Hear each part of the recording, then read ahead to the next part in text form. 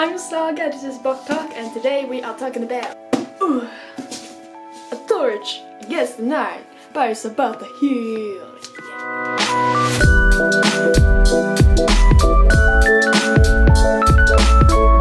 Okay, so if you don't know what this is, it's the second book in the An Ember in the Ashes series.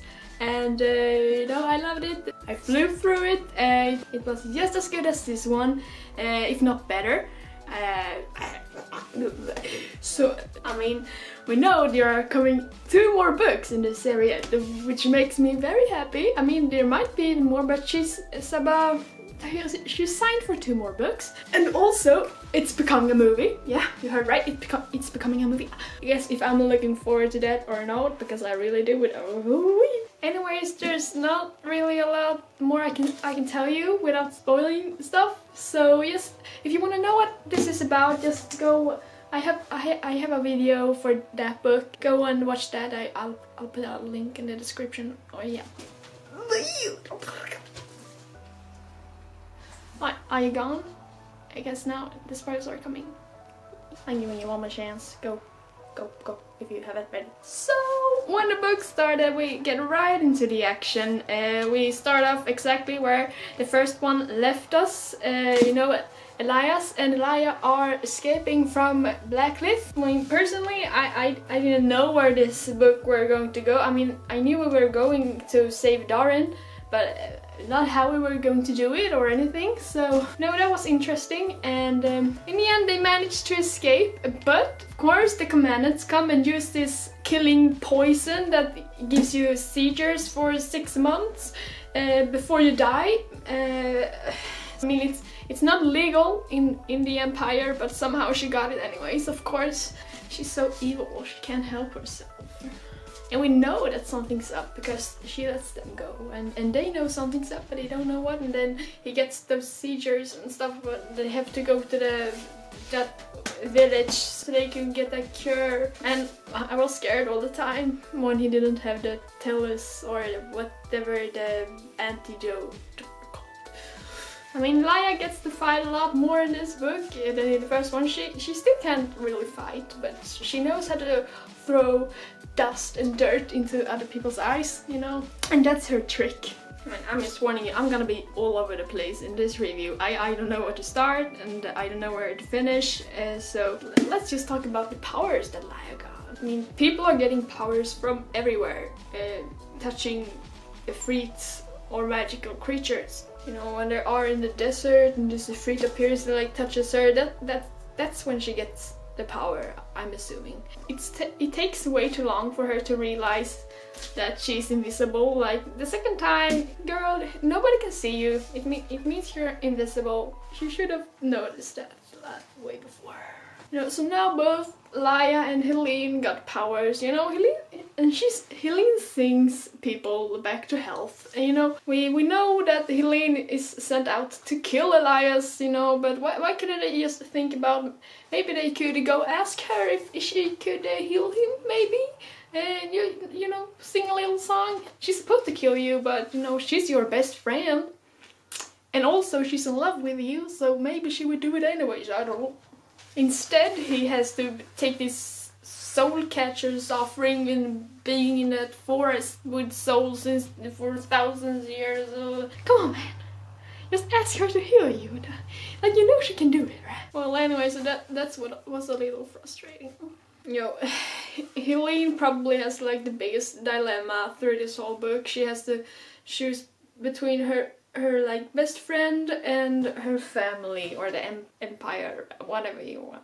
You know, the augurs are so not straightforward in this book. Like, she wants them to give her a clear answer if like promise her that she won't hurt Elias, but they're just like, no, sorry, we can't do that. There are other things alive. Aquila, family, Empire, gens. We can't promise that. So of course she thinks that she has to sacrifice Elias for her family to survive and the Empire. But they tricked her. Those augurs, I don't know, that's a little mean, I think. Well, you know, so in the end she has to choose between capturing Elias, that was her mission, or going to Marcus and tell him that the commandant is going to make a coup, and because she wants to be empress and she has like her own army now, and that's because there hasn't been men enough to like hunt for Elias and be like everywhere on the borders and stuff. You know, so she walks in there and, you know, she's super confident. She has like been practicing her speech when they went there, and, you know, she's ready to go up to Marcus and tell him about this, you know, and get some cred. Of course, that's not how it went. The commandant shows up there, and Helene doesn't understand, like, how could she get here before me? You know, so she tells Marcus that the commandant is staging a coup, and Marcus, he doesn't even care. He doesn't care, so... And then the most devastating moment in the whole book, I think, comes, and Helene's family comes forward. Marcus is killing them, slitting their throats, like, oh my god. Like everything I could do during that scene was just imagining it happen to me. You feel so powerless. She wouldn't be able to do anything about it. Oh, boy. You know what Augur said, like, yeah, you will, something very bad will happen to you, and if you survive, you will be better, and you will be tough, and you will be successful. Fuck you, Augur. We still don't know who that Augur lady is and why she saved Laia. And why is Cain so, like, helping them? There's so many questions. That's still need an answer. Okay, so, you know, Keenan is safe finally, meets up with Laia and Elias, you know, and, you know, that was very interesting. I wanted to see how it would be with the whole gang back together, and, you know, Keenan was very bitter and jealous and, like, annoying. I think he was mad at Elias, which I think he had the right to. I mean, he was in love with Elias, so that's why. And then Izzy died. That made me so sad. I cried during that. And all because Elias insisted that they were going to save those rebels that died anyways. Or not all of them, but some of them died. And Izzy died too. Well, so then Laia and Keenan goes away on their own up to Kaf to save Darren. Did you see Keenan coming? I mean, we just keep hearing from everybody else that something's off with him, but I couldn't see it myself. Like, they're like, he has a darkness in his eyes.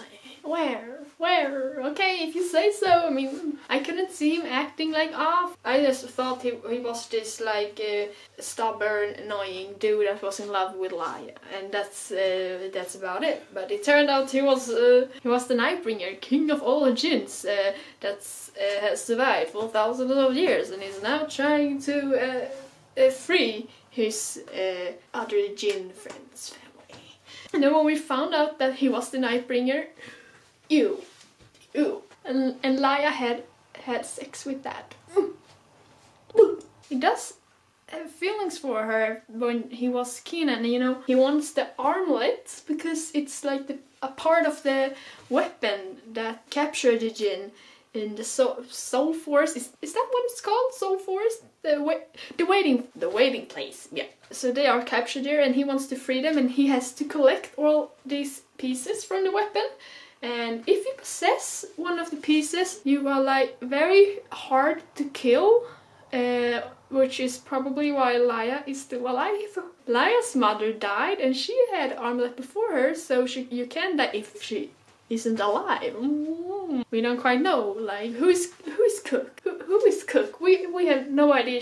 Apparently she's a badass. She can like climb unscalable walls and run a roof, and she killed a mask. Like, ooh, okay, Cook. Okay, if you say that. Just one moment she's there in Helene's room, and it's like, we'll find Elias Viturius, but you will not harm the girl. Don't touch the girl, or I will kill you. You saw what I did with that mask. And then she just leaps away on the roof, and Helene looks up at her like, I know who that is. It's Cook. What? Gasping. What? Well, so we still have to like figure out who Cook is. in the coming books. Any stranger we meet is either Elias' dad or Elias' parents. There's no in between. But I don't get the vibe that Cook was Elias' mother, but maybe it's probably connected to her somehow, because she's very clear with that Helene can't harm Elias, and there's gotta be a reason behind that, so we'll have to find out, I guess. Now I started to talk about other things. We were at the Nightbringer, yeah. So he collects all these pieces to the weapon that's called the Star, and we don't know how many pieces he has already, how many pieces he needs to rebuild the weapon, because if the host dies, the piece will dissolve or something, right? I mean, that's why they are harder to kill, because the Jinn magic makes them harder to kill. I mean, when Laia had given her piece to the Nightbringer to Keenan, and he started to like transform into his true self, she like grabbed him and could like go into his mind, and she felt this deep sadness with him of being away from his people for so many years, and you know, just trying to collect the pieces to finally free them again. And he's looking at her like, what are you? You know, and he flies away, and we're not sure what Laia is either. She can become invisible and apparently go into people's minds to feel their sadness. You know, she also saw all this stuff, like when he turned himself into 3-year-old Keelan and came into the rebellion and like got close to Elias' mother so that he could get the piece. And the warden was creeping me out so much. He's so twisted. Like, I'm scared for those kind of people who like doesn't just want to kill you right away, but he wants to like experiment on them. He notices that Elias, like every time he lies, his like finger twitch or something, and you know, it's because he's weird and he notices things like that. I don't like it, that's all I'm saying. You know, when he asked Helene to tell him the name of the girl that Elias was traveling with, you know, she just says Laia, and the warden is like, a touch of jealousy, some protective possessiveness. He got that from one word? That's, well, that's impressive, I gotta tell you. Creepy, but impressive. We finally get this good scene in the end when all the kids, you know, Taz and the gang up on him, you know, throws rock and things on the warden, and he dies. So that's what's satisfying. You go, kids. You go. You know, when they break free, and you know, they have Darren with them, and they go on a boat to the Soul Catcher Forest, and Elias is now the Soul Cat. The Soul Catcher? No, that's not what it's called. The Soul person that Shiva is. Now Elias is her. When he was striking that deal, I was like, no. No. He was like, I'm dead. No, you're not dead. I mean, we get the feeling in the beginning when he gets the seizures and come to the waiting place, and the Soul Catcher is so like, yeah, I'm interested in you. Yeah, I've been watching you. I don't usually do that. Stop it. We know you want something from him. What is it? You know, in this moment we find out, like, she thinks that he can be the next Soul Catcher, because she doesn't want to be it anymore. She has been so long, and she's like, yeah, this guy can be the Soul Catcher and I can live in peace, yeah. So anyways, Elias strikes the deal and he becomes a soul person, and now he's supposed to be there in the forest for all the years to come. I don't know how this is going to fit into the story, because he can't leave the forest for like too long, because it will physically hurt him. And you know, Laia and Darin is going to the free lands. What are they called? Marin. By the way, this book, I got the whole map, you know. If you watched my first video, you know that I was very sad because I only got half a map. But not this time. This time I got 2 maps. That was whole. Oh, thank you. I appreciate it. It's also blue and gold. I think that's I like it. At least it's a little special, yeah.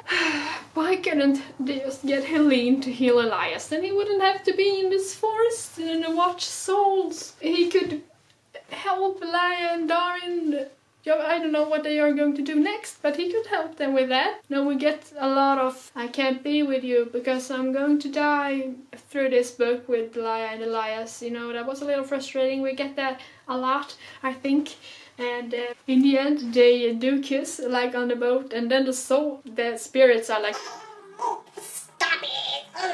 You can't do that. like why are the spirits so mean? Do they have something against love? I think I have heard Sabaa Tahir say something about like the spirits doesn't like when like the humans show emotions and stuff because they aren't alive like they are or something. Would it have made a difference if they kissed inside like the cabin house? Would the spirits still have been mad? I mean, basically what I'm asking is how can I make my ship sail, you know? So Darin is awake. Yeah, and poor Helene is back with Marcus, and I really hope that Marcus will change on incoming books, because, you know, he's like talking to himself. We know he feels bad about killing his brother, so I don't know if he'll come around or not. I mean, he's pretty screwed up in his mind. But you never know, he might come around. I mean, Sabaa Tahir, she's very good at writing villains, I think, like bad guys. I mean, it might happen, I don't know. But the commandant,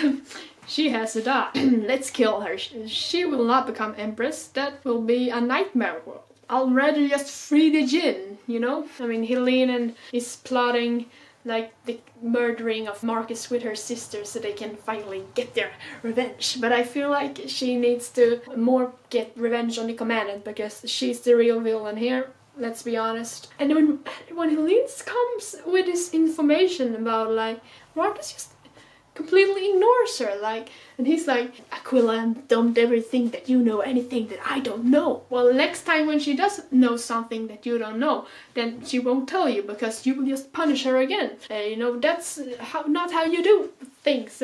You shouldn't do things like that. Stupid Marcus. I mean, the Jinn, they were like, when the scholars imprisoned them, they get the impression of that they were kind of like humans, just more powerful. You know, they had feelings and stuff, but now they have been in this prison world for so long, so now we shouldn't free them because they are very dangerous, you know, full with hatred and vengeance maybe, so it wouldn't be a good thing to free them. Now, it was kind of a douchebag move by the scholars to imprison the Jinn. You know, we can't undo it now because they will just be crazy, you know. Creatures that live forever aren't viewed as happy creatures. They are often very, very depressed, very dark, no face, vampires, stuff like that. Doesn't always work out that good. We'll see what happens. Maybe they do get freed and we have to capture them again or something. I don't know. I don't know. I mean, I do have one prediction for the coming books, and that is that Elias is going to teach Laia how to swim, because you remember in the beginning when they were escaping Black Cliff and she's like, no, we can't go by the docks, I can't swim. And he's like, remind me to teach you that when we have some free time. So yeah, that's my only prediction, basically. Elias is going to teach Laia how to swim. I mean, can't say I don't look forward to it. I'm pretty sure that Helene and Elias isn't going to happen anymore, because Elias's friend-zoned her pretty hard. But I do see something happening between Helene and Harper. I mean, he has like 1,000 names in this book. What's his other name? Avitas Harper. And, you know, it's called a bunch of other stuff too. I got a little confused because my English isn't that great. Yeah, anyways, I can see something happening between them. I mean, he's Elias' brother. They are pretty much alike. I mean, maybe Elias is a little more righteous or kind or something, but otherwise they are pretty much alike, you know? I mean, they got the same father. We'll see who their father is, I guess. I don't believe that any of their parents are dead. I mean, if they haven't been identified, they aren't dead to me. No, they can be anyone. You know, I think that's covered it. And I don't know when I will see you next time, but I hope it's sometime, and I'll see you then. So, bye!